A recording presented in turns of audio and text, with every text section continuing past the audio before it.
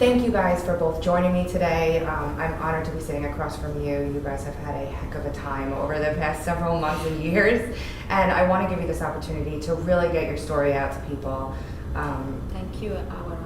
Thank you. Thank you.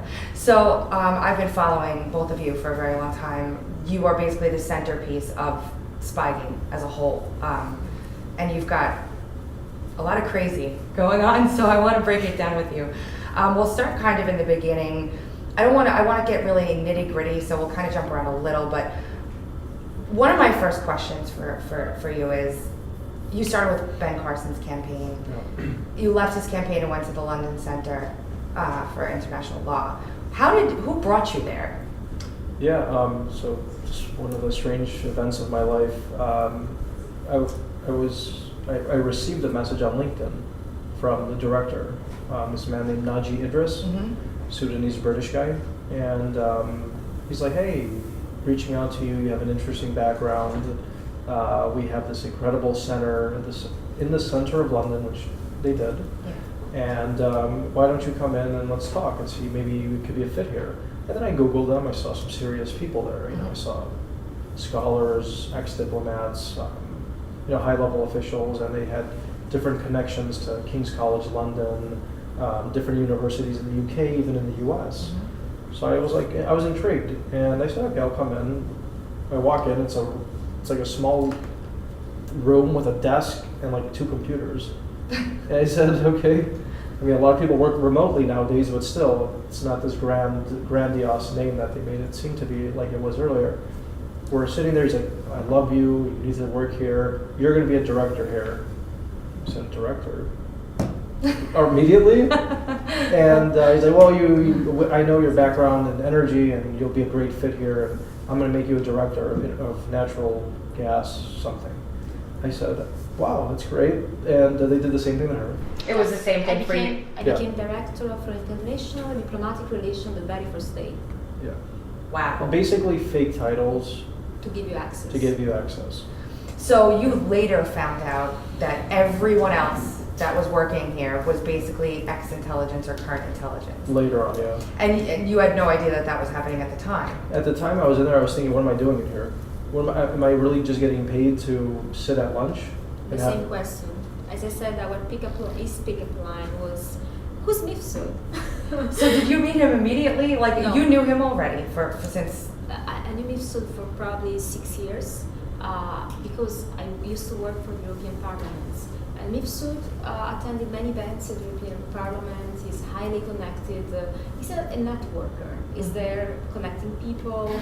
You always see him in high-level circle, and he has a lot of access at Western intelligence. He is a professor at the Link campus in Rome, which is reputed for training Western intelligence assets among the diplomats. So this was not a news for me. I know exactly the background of Mifsud. He's a socialist, he's linked to Western intelligence, and he's a member of the Clinton Foundation. So you a member of the Clinton Foundation? Yes. Or a donor at least. A donor. At least I know he donated twice, but he was introducing himself as a member of the Clinton Foundation. Now, I don't know the nuance between being a member or being a donator. Apparently, it doesn't make Didn't he have dinner with Hillary? Yes, Well, that's I think another thing I would like to talk about. Oh, let's talk about it. So he had dinner with Hillary Clinton, you Yes, said? and the head of socialist group at the time, the European Parliament. I used to work, as a legal advisor at the presidency office, and they are one president and 14 vice presidents. One of the vice presidents happened to become later on the head of the socialist group, and is Mifsud's best friend and partner in many projects. And he's also somebody very close to me. So Wow. So when was this? What year was that? Probably 2011. Wow. Okay. So we're talking about, I'm very bad with dates. It's not That's a fine. interview. There's no oath that you took before you started. Yeah, exactly. So you're fine. Exactly, but it's definitely a long time ago. And I've seen him over time in Brussels, in Rome, always attending events with Gianni Pittella, which basically is family to me.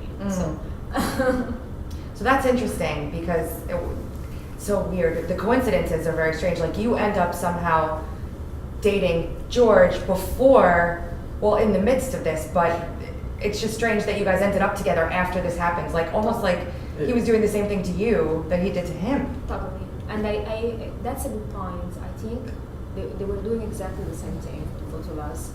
And Naji Idris, the partner of Joseph Mifsud, who reached out to George via LinkedIn, during my interview, said, during my very first interview at Waterstones in London, I remember he invited me over lunch to discuss my cooperation with London Center. He was talking exclusively about George. George was the person I had to look up to. Look what happens when you join our London Center. The guy made such a career. He's advising the presidential campaign in the United States. So I said, oh wow. And I said, it reminds me of you. You're a little bit the same background, And I said, I mean, he didn't even made his name. He was talking about this Trump advisor. So he almost set you up. Yeah, like that's literally like dating wise, like by starting out the conversation talking about you. They tried to do They tried to do that. With the conference. Because a week later, he didn't reach out yet to me, I remember. I was having lunch with Mifsud and Naji Idris. They started to talk about the organization of a conference on energy policies, so his field of expertise. And they told me, you might meet in this occasion. Naji Idris told me, you might meet this guy, George Papadopoulos, makes the name for the first time, who's advising Trump, and I don't know what you think about Trump, but whatever you think about Trump, when you meet him, you're excited about Trump. And I said, I like Trump. This is a really interesting angle that I don't think anybody has heard yet, and I think that honestly, the way you're saying it, this is a reason why I think a lot of people thought that you were put there. I understand it completely. I understand also the interest of the FBI, but I understood later on that their interest was for different reasons. I mean, I jumped in his life at his, let's just say after his arrest. I came to the United States. We had a beautiful summer together, but I jumped literally in a serious relationship at his worst. Yeah. So, That's right. When things became serious, it was definitely at his worst. It was right after his arrest. Which was my background. I worked for 3 months with Mifsud, and then I quit. And I started to talk with George as soon as I joined the London Center. Mifsud happened to be the one who allegedly started the crossfire hurricane through this gossip conversation, and I happened to marry George. So I am in this country in the middle of a lot of, I'm married to the one who started the Russiagate, and I know for years the one who talked gossip.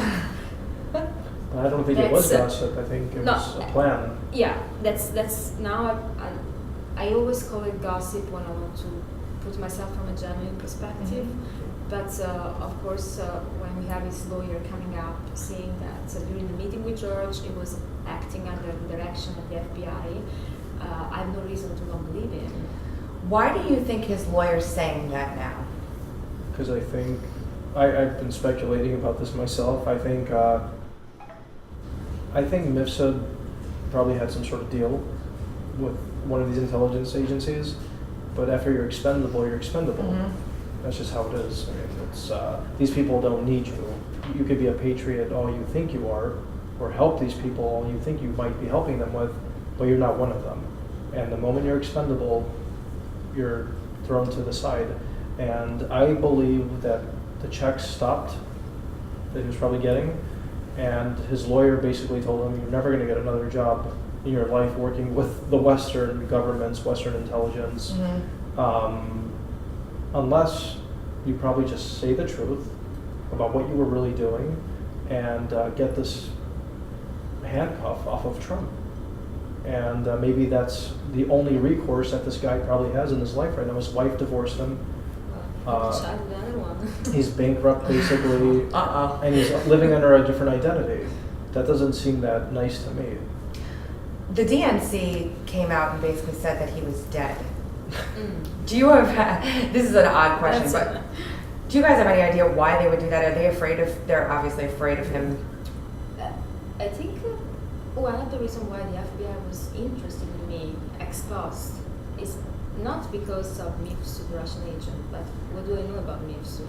Consider that I am very close to his best friend and partner in all the political initiative, including the one with the Clinton. So they were basically sort of putting you through an operation in your questioning Exactly. to try to figure out what you knew, but And pretending that, But right? then Suda was falling completely out of the blue because the very first time I knew that Mifsud had something to do with the entire Russian probe is when during my interview with the FBI. Because right before when George pled guilty, in his plea agreement, we talked about the overseas professor. And I remember I didn't even pay attention to who the overseas professor is. Of course, for confidentiality reasons, we were not talking much about it. He was just asking me who's Mifsud, but I didn't understand that it was the overseas professor. So I remember the FBI coming to the airport 15 days, 10 days after the interview, delivering me the secret number and telling me, we know you have a high political connection in Europe. If you hear from anybody or whatever you know about George, use this number. Wow. So that's really interesting. So now you know that you're flying, when you're flying, what time you're flying, when you're leaving. Exactly. There is an eye on me. Yeah, even overseas, obviously. And you had surveillance photos in Yeah. London. Did right? you? I can talk about it. Oh, yeah. Okay. Because So there is a person involved and I want to talk about that. fair enough. Yeah. Fair enough. So when you first were arrested, a lot of things were interesting to me. One of the things that really struck me as very strange, maybe you can clear up, is the White House, Sarah Sanders took credit for it. She said in a Politico article, and there was an article in Politico, they basically said because they provided the emails, they were able to tell that you weren't telling the truth. And I found that weird. She's quoted as saying that. Do you have any idea why they would say something like that? Did they not know what the depth of the story was at the time, maybe? I don't even think they know it now, let alone back then. Well, maybe this will help. Yeah, no, this will help, and other things we're doing now are definitely helping. But I mean, back then, I was actively trying to set up a meeting between Trump and Putin. I was, and there's nothing wrong with that. There's nothing illegal with that. No. I set up the meeting between Trump and the Egyptian president. Mm-hmm. I brokered that personally through contacts I had. So I want to get into how you have those contacts and talk about that in a second. The only other question I have about that day when, we'll talk about the $10,000. That's very important. And the $10,000. And so you get arrested. They don't have a warrant or anything. It was very hastily done. They have you waiting overnight basically while they're trying to get a warrant. And Dan Bongino did a great job of talking about all that. They wanted to use you as a cooperative witness from what it looked like outwardly, and they gave you a list of people that you weren't allowed to speak to. Can you share who anybody on that list was? People directly and indirectly tied to Trump, essentially. So anyone next to him, like Bannon or... Yeah. Okay, so you weren't allowed to talk to any of those people. So one of the things that flagged me at that time was he's not allowed to talk to people connected to the campaign, but they want him to cooperate with them. Against who? If it's not against Trump, right? Because you know what I'm saying? Like, it was interesting to me, and now that's lifted, and you're now allowed to talk to all those folks again. Yeah, I am. And like you said, it was a very hastily made arrest. They didn't even have an arrest warrant. I didn't even know why I was being arrested, except I think I heard this is what happens when you work for Trump and when you're not fully transparent or something, which is very vague, And I was just like, I'm coming off a transatlantic flight. Was that in transit, like to the place where they were booking you? They were saying, like, Yeah. Oh my gosh. I mean, I could tell right away that I was there for Trump because I worked for him. They wanted to make somebody pay.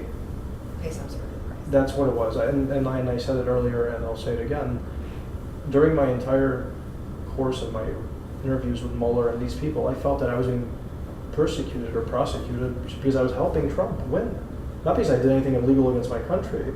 And because, like I said, I was hearing things about the Logan Act violation. One of the prosecutors told me, you know about the Logan Act violation?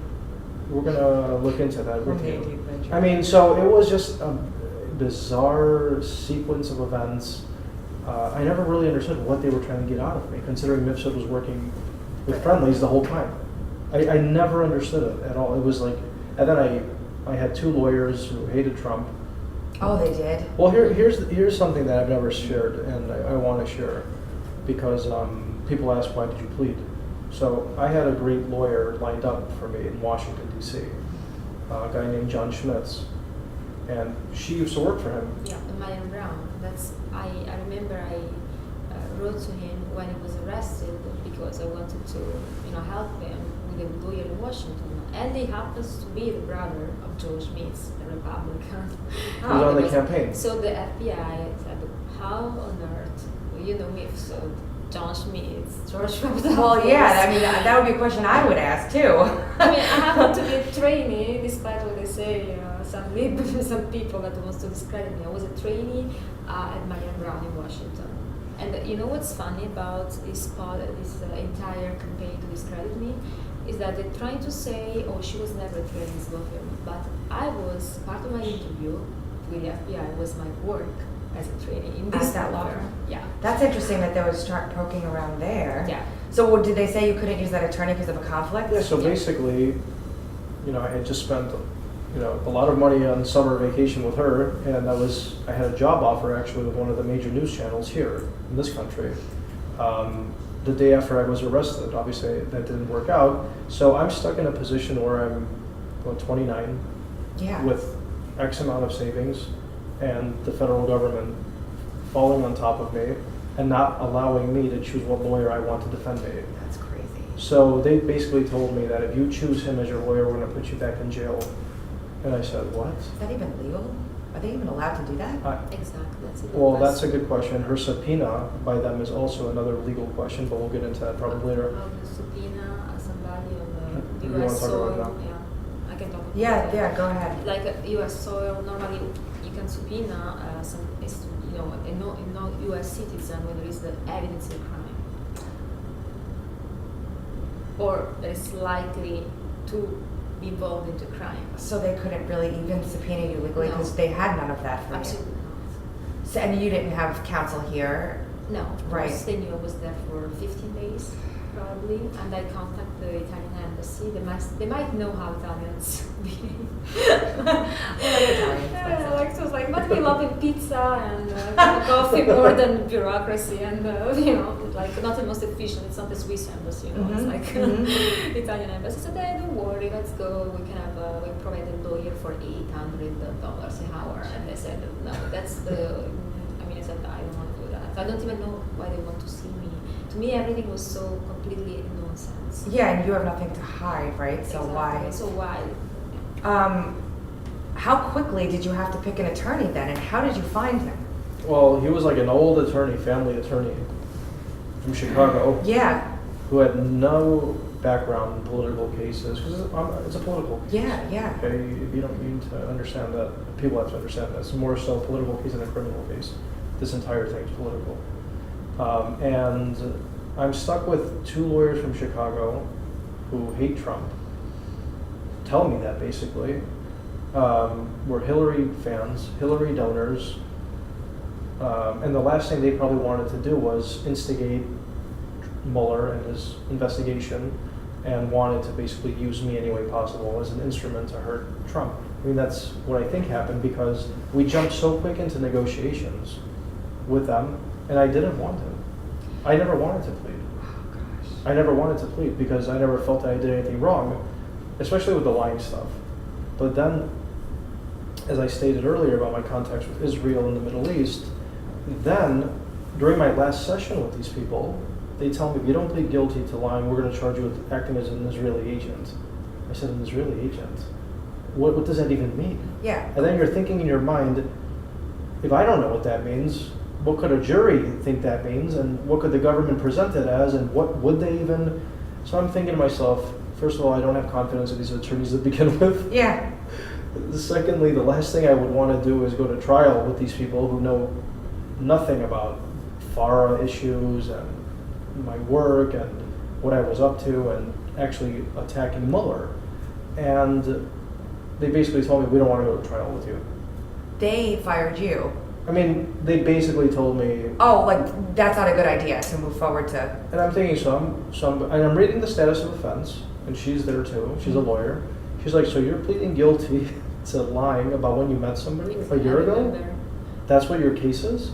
And that's actually what my case And is. I asked the lawyer, you cannot really challenge it on court because it's a real date. Yeah. And they were asking me, did you meet Mifsud before or after joining the Trump campaign? And that officially was appointed after. So his answer after was likely could be challenged. So when I said, I said, why don't you defend them? And they said, Simona, we don't want to do defense. Basically, what my entire situation is, after all this time I've had to think about it and look back, and I understand what it is now.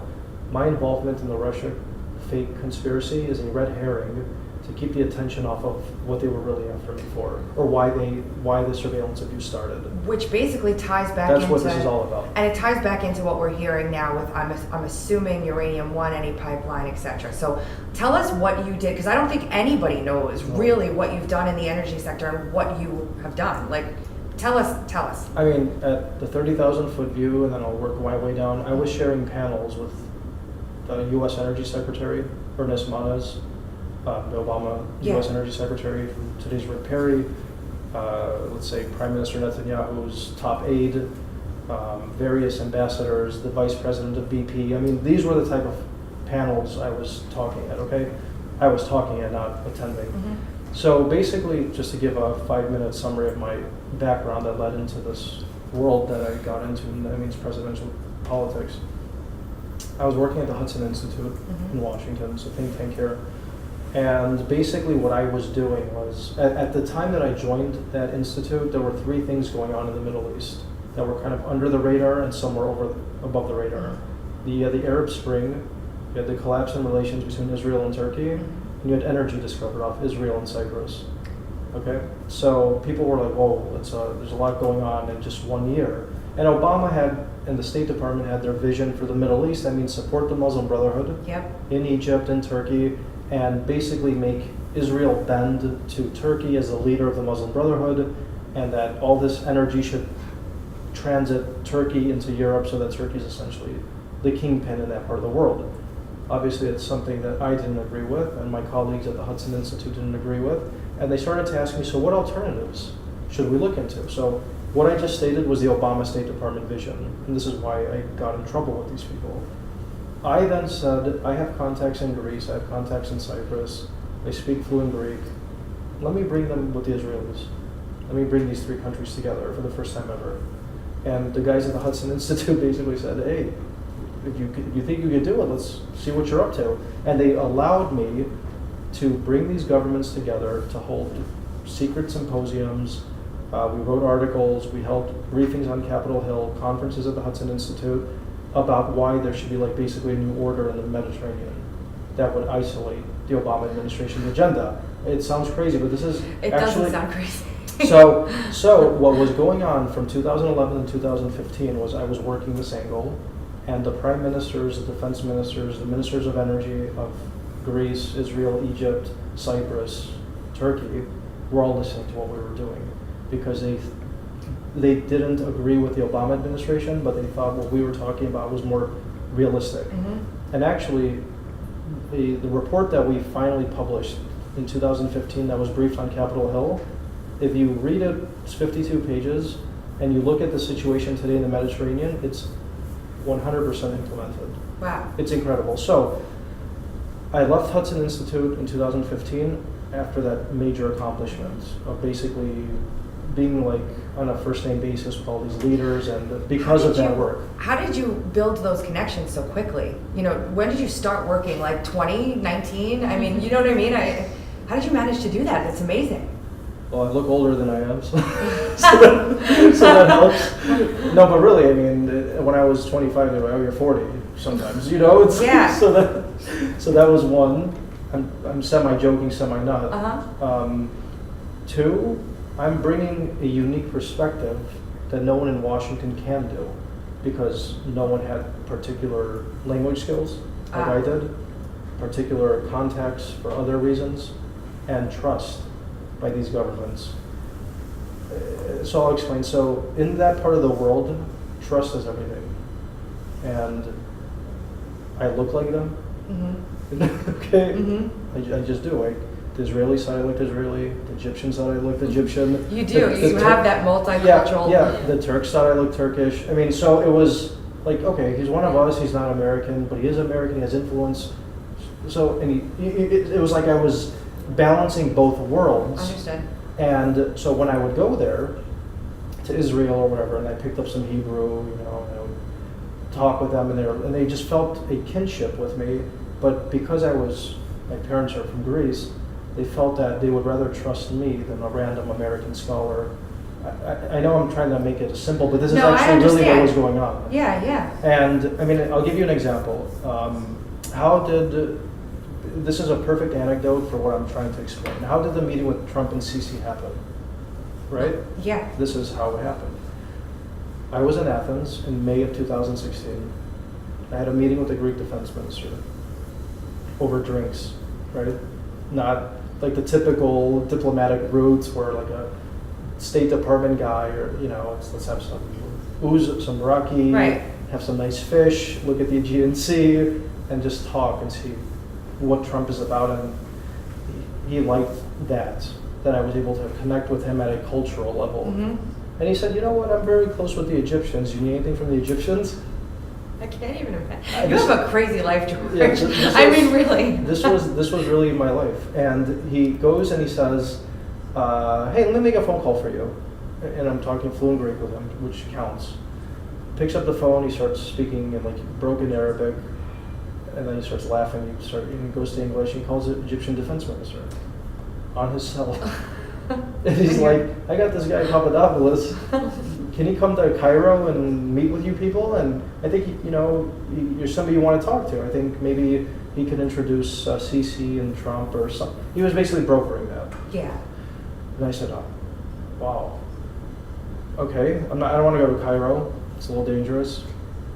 But what can you do here in Athens? He's like, why don't you just go see the Egyptian ambassador? Okay, in Athens. Yeah.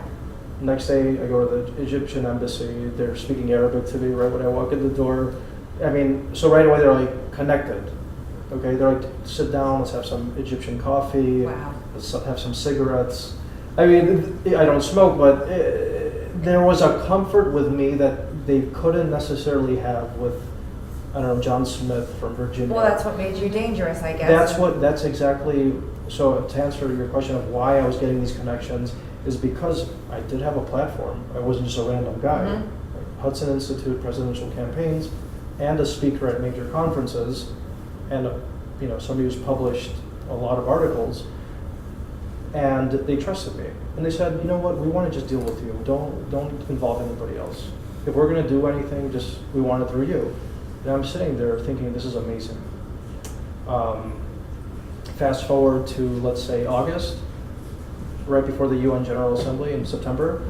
I messaged Steve Bannon and Michael Glasner and some others, like I think Rick Dearborn. Yep. And I'm like, hey, Clinton is going to be meeting with El-Sisi and probably other leaders, and Trump, even if he meets with Netanyahu, it's not going to mean anything. He needs to look like a statesman. Mm-hmm. We're 2 months from the election, and people are worried about his foreign policy and how he would behave on the international scene. Remember, that was a big fear. Yeah.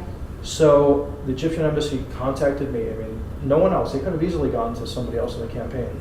And the New York Times, they did one good piece of reporting. They actually reported this part correctly about how this happened. And they said, George, please, can you just broker this? Who do we have to talk to? And I called Steve. I'm like, Steve, this is the guy, Yasser, at the embassy. Go talk to him. And in one day, Sisi's meeting with Trump at the hotel there. But the backstory is what mattered. And the backstory is why I was under scrutiny, why the State Department, CIA, MI6, because MI6 is involved in this too. And I'll explain how the British and the Australians are. Because people in the beginning are like, well, why do you keep talking about the UK and Australia? Mm-hmm. But there's a reason now that the newspaper, The Australian, did a profile on me, I don't know, like a couple weeks ago. There's a reason that Alexander Downer is hiding, and he's in fear. There's a reason that I have specific information that the British Foreign Ministry was spying on me in London during the same operation of Stefan Halper. So, and it has to do with energy. All my meetings that I was having with these people spying on me, it's not about Russia. It was about why am I advising Trump on energy in the Middle East? What am I doing in Cyprus? So they're worried that They're terrified. you have... They're terrified. So the backstory that no one has learned so far is that you have all these connections. You're changing basically the world stage in terms of energy. Completely. And then now you're advising who looks to be a front runner to win the presidency. You know, they know the polls aren't real. They understand what's really happening, right? So they know there's a chance Trump could be president. And here you are now with the ear, with the revolutionary things that you've done. And it must have really petrified them because it has foreign policy implications. This topic, I mean, it's a very complicated, but I tried to make it as simple as possible. You did a good job. In 5 minutes, Yeah. change that part of the world completely. And we see the repercussions today. In my eyes, they're viewed as positive for American interests. But certain people in the CIA, certain people at the Obama State Department didn't see it that way. And hence why you had Logan Act violations and all this nonsense I kept hearing about, and why I was being charged as an agent of Israel, just because I was able to influence change. So I want to talk about the testimony, and I also want to talk about your FISA.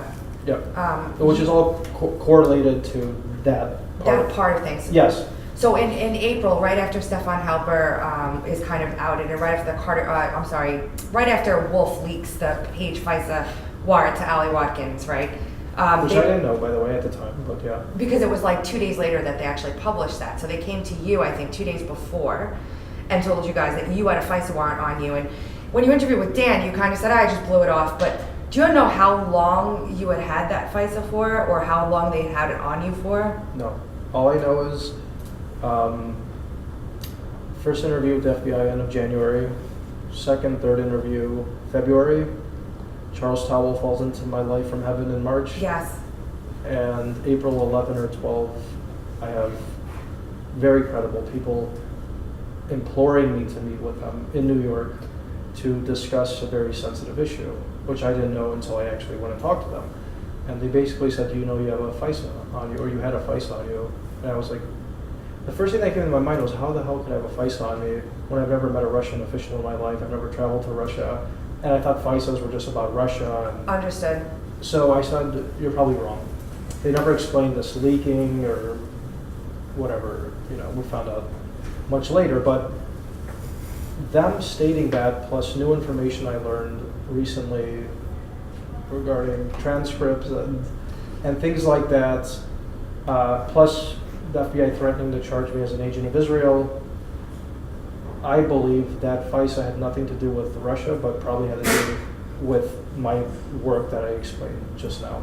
And that's why they had to insert me artificially into this Russia narrative.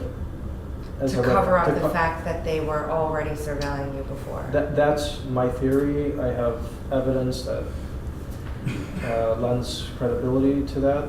That's probably going to become public once President Trump, if he ever declassifies the FISA, which I've publicly been asking him pretty desperately to do, pretty desperately. Yeah, I mean, I understand why. I do. Because it exonerates me. It exonerates everyone. Because if I didn't defend myself, and if she wasn't defending me, my legacy would have been of a traitor, of a guy colluding with shady people, and who was trying to harm his government. And of course, then I wouldn't be talking to this group of people. Yeah. President Trump probably would never even considered, that anything good about me.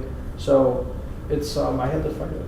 I really had to fight it. I'm glad you did, because it's letting us this conversation Absolutely. here. You testified in front of Schiff and Pelosi and Yeah. Feinstein. What was that? How long were you in for doing that? It was a very long interview. It lasted at least almost 4 hours. Wow. Yes, I really was not expecting the level of details of the question about my background, That's why I always say, if there is anyone's in the background under scrutiny in this country, it's mine. Yeah. Really, they want in deep knowledge about my studies, what did I study, which languages I speak, why do I speak these languages, my work in the European Union, my training in the United States, but with an open-ended question suggesting that I was actually an agent. That's the thing that really... From both sides or only? I was interviewed only by the Democrats. Really? Yes. How come? I don't know. I was in the hot list of chief. That he published months before. It says I absolutely have to hear from Simona Papadopoulos, and the letter I received was telling me that I was called to testify about my interviews about George. So television interviews. Television, exactly. When you first started doing interviews to support him, they came off like you were basically against the Trump administration. That's a manipulation. I've never been suggesting. For example, I employed a few quotes. I remember when I said there is a lot to come. Yes. Okay, and George will be a John Dean. Now, John Dean not necessarily leading to the impeachment of Trump, but because I knew the number of shady characters interacted with, and possibly discovering your own government spying on your own citizen is much bigger than a president impeachment, is in terms of legacy in history. Yeah. You know, we're talking about something huge. And first of all, we spent 24 hours together. I knew Mifsud. I know his background. I met a few of his shady characters that tried to, set up George. One of them, Charles Tower in Mykonos. I remember this meeting like it was yesterday. This person really drew my attention. Was extremely smart and shady, and he had this capability of not answering any question, but taking notes about everything and asking you every possible question. So I had all this mapped out information, and when I went on, the first time they told me, okay, so your husband's reputation is dismissed to a coffee boy by Caputo. People say it's Trump. No, it's Caputo who said that. Yeah. It's exactly. another misunderstanding, no? Like, I say in an interview, say, what Caputo, who is giving this? I don't know, the copyright of the coffee boy is Caputo. Trump never said that. So, and I said, no, it was not. I mean, he has an incredible CV, as you can listen what he was doing. I know this brilliant guy, giving substantial contribution to the campaign. I said, no, definitely is not. But that was isolated and combined with other statements such as Mifsud is shady. He definitely could be an agent. He could be a Western intelligence agent. Do you exclude anything? I can't exclude anything. And when you're in interview, mostly the first interviews, you're nervous. And you repeat the questions they make. It was my first experience, and then I was in the studio. I see the interview cut off. And I was not realizing myself, coming from Europe, which are liberal medias in America, which kind of narrative they were trying to push forward. But having a political experience, I realized quite quickly. That's where I decided to go on Fox and said, thank you, Tucker, for inviting me. I'm here to set the record straight. Yep. And I drew a few bombshells, like George volunteered me to the FBI. George has been set up. And the Israeli bombshell too. That's where I went like Israeli. Yeah. I was charged to be an Israeli agent. And now, let's think about the setup in Israel. What's a better evidence to give substance to a charge of being an agent from Israel than delivering money in a hotel room in Israel from somebody connected to it? So this makes completely sense. When Adam Schiff, to go back to my interview with the Congress, asked me about, because of course, I said I'm a witness, I'm sharing with you information I had. The information I had, they didn't like. Because it didn't help them, obviously. No, I was insisting on Mifsud, Western intelligence. I was insisting on Mifsud linked to the Clintons, the dinner in New York, while he was cooperating with Gianni Pittella, who was campaigning from Europe for Hillary Clinton in Philadelphia on November 2016. I was working in the European Parliament at the time. So I remember, I was in a conference with them somewhere, even if I technically quit already. So I had this number of information that I shared in very precise way, and they were challenging me again and again. But at the point that they gave me a pile of documents that high, and they were old emails that George exchanged with the campaign. And they said, take your time to read. I go through them, and now you tell me why you're going to be saying this and that.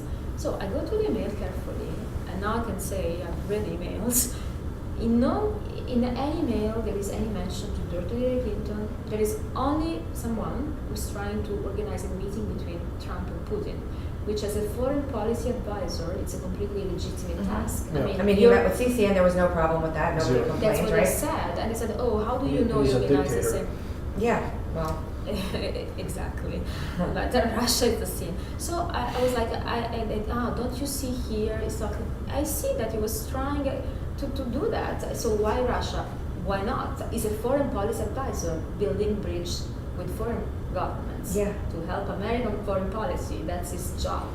So they said, oh, I could not comment. But they were just like, if the name Russia was mentioned in an email, this was the scene. Or I found it a little superficial because they didn't care about the detail you were providing. That really showed a horrible scheme totally by our own intelligence agencies to frame people in order to stop progress in whatever way that we're talking about today. Exactly. I have to ask you a question kind of a little bit more lighthearted, and I don't know what my time is like here, so I could sit here and talk to you for another 4 hours, and I won't do that, but Tom Arnold.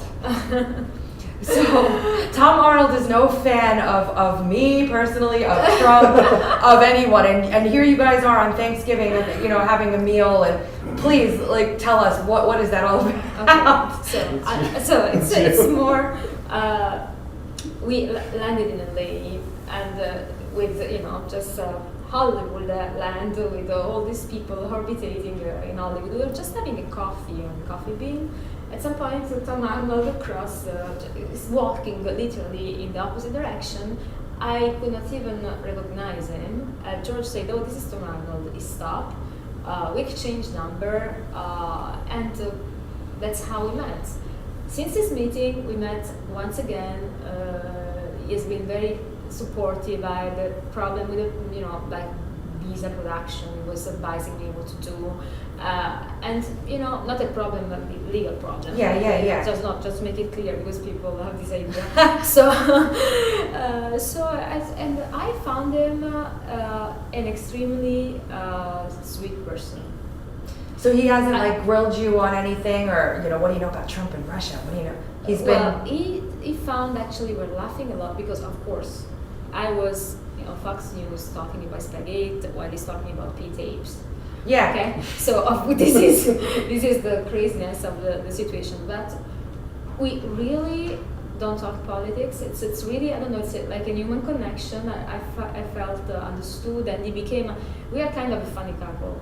When you met us outside, we can have the hugest fight ever, and 2 minutes later we are again I think he looked at this as he changed completely his idea about us. I said, okay, these people are funny. Yeah. Probably the artist is connected to us more than the politics. Yep. And and that's what I feel. I feel this fascination about these two, as I said, two chicken going around LA, not knowing anybody and trying to make it work, And I found him funny. But when I met him last time, we were talking about it. And he said, I don't like Trump, I like Trump, And it's okay. It's okay. You've bridged the gap. And that's quite between Hollywood and a Spygate persona. The gap has been bridged. Everybody, this is groundbreaking. And she's been able to do it. I mean, really, that's pretty amazing. That's No, because I That's a actually see reality. Tom tweeting things like what she just said. You do it. Yeah. And I guess sometimes things transcend politics. because his supporter hate to see picture with us. Yeah. He said, Tom, Yeah. we're not following you anymore. And they said, guys, these are two people. And he says, like, you can believe what you want. I believe what I want. And of course, our We just news need to cannot. convert Tom to the I think we need to get. That's what we need to do. Everyone, They say I think this is the next step. you catch things with honey, not vinegar. I think that's So- a great idea. This is the next step. I am just focused on, yeah. And I always make these jokes with Tom because the movie I like is True Lies and looks like our life. Oh gosh. So it's just, but it's really not so politics. There's No. When I've met him, I don't ever talk about politics. Zero. No, zero. So there's nothing, because he was also photographed with Felix Sater, so it's Yeah. just very interesting. He's kind of ingratiating himself next to No. people. Okay, so No, for me, it's just kind of like, oh, you're nice to my wife. Okay, you're cool. with my Okay. work. Like, Okay. that's what It's it fine, is. yeah. It's not, I don't go and talk to him about politics no, at all. I I never save it heard for these kind of moments. No, he always sometimes says like, hey, tell your Ubi to slow down. you can't slow down. You got to keep going. Yeah, One but- last question for you before And I was like, we go, and thank you for spending all this time with me and I today. don't slow down either. You're amazing. You're so I was like, funny and sharp. I mean, you're a lucky man. You know that, right? Thank Really. you. I mean, we're both wearing red, so. Thank you. The only other question I really have, I have plenty, but this is the one important one I want to get out. Yep. You just testified in front of Congress. How long did you testify for? 7 hours. 7 full hours. Mm-hmm. My question was, were they interested in what you had to say in terms of what you know about what Spygate really is? I think they were. And I think there's a reason, and I mean, this was public, but maybe people didn't catch it. That committee invited 4 witnesses to testify. Do you know who those 4 people were? Papadopoulos, Comey, Yates, and Lynch. Yep. Only these 4 people. There's a reason. They could have invited anybody they wanted. They invited me with those 3 titans of Spygate For a reason. for a reason. They weren't there just to hear me talk about or have pity on me. No, they had me there 7 hours. They were attentive. They were keen on the details. They knew the story, and let's just say I think if FISA is declassified, it's going to really explain how deep this corruption went. And there's a reason Comey just recently decided not to answer certain questions. Mhm.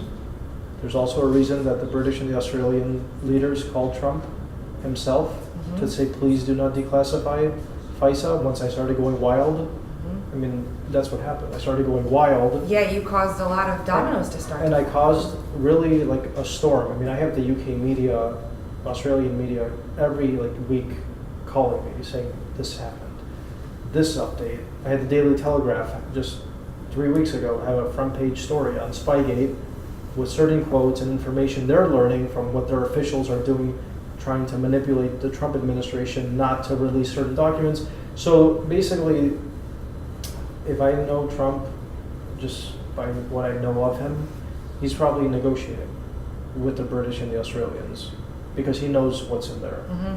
And the Australians and the British also know what's in there, Yeah. and that's why they're desperate. And in my humble opinion, I'm not anyone in power, but if you want to make sure this FISA abuse never happens again, you need to discipline people, and you need to hold people accountable. And you're not going to do that by keeping things private, because in 2020 they're going to do it again. Yep. And the next time it's going to be, this Russian girl dropped info about this and then sabotage an entire campaign. We'll have another special counsel. You need a deterrent. Mhm. And that's why I have been so public about FISA declassification to my own detriment. I mean, let's be realistic. Probably my sentencing memo took a dive for the negative and why I was sentenced to Yeah. prison because I went vocal. Yeah. But I felt it was my patriotic duty to do it. And if I didn't, okay, for me, I'd go for another 10 days, another month in prison instead of being silent. And it was worth it for you. I think for everyone, because I think things are starting to become more clear. Yeah. And I for me, I care about 2 things. One, the legacy of this investigation, the real legacy. Yeah. Not the manufactured nonsense, and 2, to repair my name as well, at a personal level. Yeah. Because I have a life Ahead. live ahead of me. I have my wife, and you know, people need to hear my story, and they decide what they want to make out of it. But at least I'm going to have an opportunity to say it. And this was a great opportunity to do it. So thank you. I have more questions, but I'll get them out later on. And just one thing I forgot to tell you. Tomato liked on Twitter my last interview on Fox News. It's a good start. Oh, that is a good. If he's watching Fox, we're getting He liked there. my interview on Fox News. People went wild. People went wild on our side too. It's interesting. It's polarizing. Thank you guys so much for being so generous with your time. Thank you so much. It really means a lot. In our We'll help you get this out. Thanks so much. Thanks. We enjoyed it. Thank Thanks. you.